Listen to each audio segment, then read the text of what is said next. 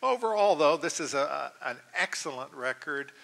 We consider you a beacon of freedom on the Baltic. You're really quite famous. Estonia is in my organization, and in the United States as a country that has progressed so fast, truly engaging in the revolutionary process, both a political revolution and an economic revolution. And after all, that's what capitalism and the free market is. And democracy on the political side. These are ongoing revolutionary processes. They don't stop. They're not something that you go through and then you have achieved some sort of state of nirvana.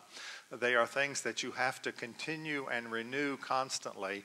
And that's why I was so happy to see that the theme of your meeting here is restart. Because that, in fact, is what we have to do constantly, is restart the process of economic activity, vitalism, democracy, political participation. Now, why does this economic freedom matter? Is it just a sort of a thing in its own right? Well, no, it's not. It matters a lot. It matters for prosperity. It's highly correlated with democracy, levels of human development, reductions in poverty, and even the environment. You saw a version of this slide this morning. Johnny Munkheimer showed you a version. He used a logarithmic scale, so he got a straight line. I've just used the plain data because I wanted you to see this strong upturn here. And I wanted to show you where Estonia is. It's this one right here. That little blue dot represents Estonia.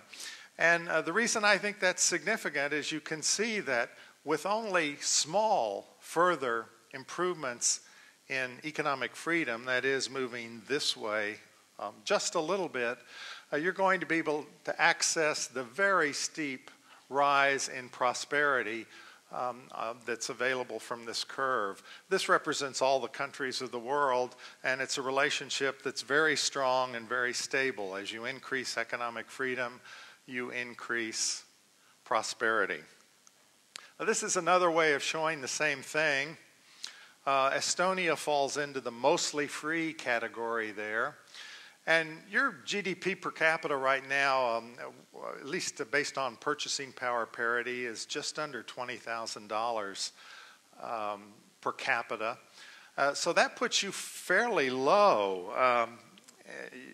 You'd only be at sort of this level in that category. What that says to me is that there are countries in that category that have been economically free far longer than Estonia, and that you're catching up rather rapidly. But I think the most significant thing here is that you have 8 to 10 times the GDP per capita in the economically free countries over the level in the unfree or repressed countries. This is a comparison of economic freedom as we measure it in our index with the Economist magazine's index of democracy. You can see again a strong positive relation. Countries that are more economically free do better at developing and maintaining democratic institutions. It's possible the cause and effect there runs both ways, by the way. What we're showing here is just correlation. This is a comparison of economic freedom with overall human development as measured by the UN Development Program. Societies that are more economically free enjoy far higher levels of overall human development than societies that are unfree. Here's a new comparison we just undertook this year, looking at the relationship between economic freedom and poverty rates. Again, the poverty rates are measured by UNDP. And I'd ask you to look at the bottom two lines here. Countries that gained at least 5 points of economic freedom over the 15 years of our index moved almost 6% of their population out of poverty. That's what the minus 5.8 means there. And the countries that lost economic freedom, at least 5 points, instead saw some of their population, almost 0.5% of their population, into poverty. They have more people in poverty. So sometimes we hear that economic freedom leads to too much inequality in a society. And what we're trying to show in these relationships, and it's certainly what I believe, that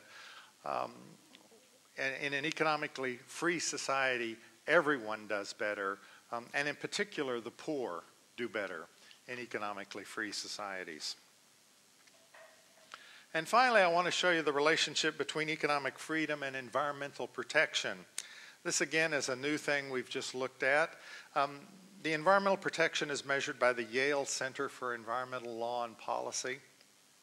And again, you see that countries that are economically free do a much better job of protecting the environment than countries that are not free. So the message is that economic freedom leads to better outcomes than government intervention, really across the board. Higher economic growth, higher human development, lower poverty, better protection of the environment. The temptation is always present, particularly in times of crisis, to turn to the government for solutions. We need countries like Estonia, which have followed the path of economic freedom with such good results, to remind us that our best hope for the future lies not in controlling the energies or the economic activities of our people, but rather in liberating them and giving them the freedom as individuals to do what they think is best. In my country these days, many people seem to think that that's not the way to go.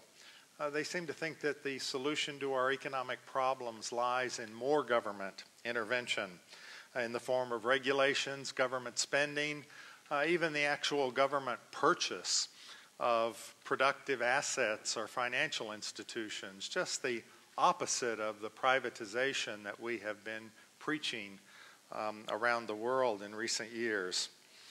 Now, we don't have the same experience in the United States with really big government that you have here in Estonia. Most of you in this room have direct experience of living in a command economy.